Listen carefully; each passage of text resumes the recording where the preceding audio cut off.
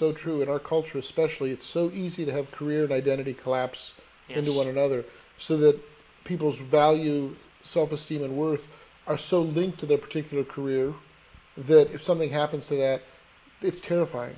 And again, people get into places where they're dominated by fear.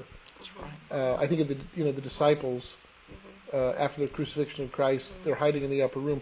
What does fear do? It paralyzes. It makes you withdraw and paralyze. Right. Your natural inclination, our instincts are to pull in, Right. to turn into ourselves, to be afraid, not to reach out to others, not to be open to others because of embarrassment or whatever. Right. And a lot of that is perception. That's right. The fact is that's often the worst thing we can do. In fact, in business, we call that threat rigidity. Okay. You've already been kicked once, and you're not going to risk that again, and so you pull into yourself. That's the worst thing you can do. Exactly. And you have to kind of go against the grain or against those instincts in That's these moments. correct. Well, and not only are you attached to the job identity, but the neighborhood you might live in, or the size of your mortgage, or the cars you drive, or the status you have in the community. And that was really what was so difficult for me. I mean, my husband and I talked for almost a year about leaving. The answer was always, no, we can't do that. We have too big a mortgage.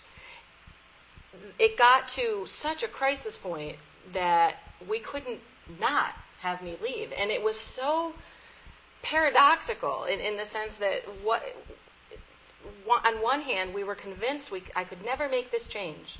And then it became so easy. It wasn't even a choice anymore.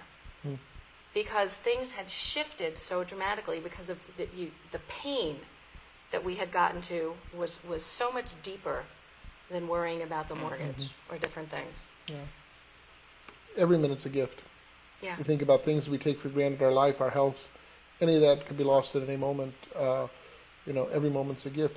But living, as you said, living that mystery. I know of people who will work 70 or 80 hours a week, and what happens is it becomes a tension within the marriage or family. Now, the reason they're doing it isn't because they don't love their family. It's quite the opposite.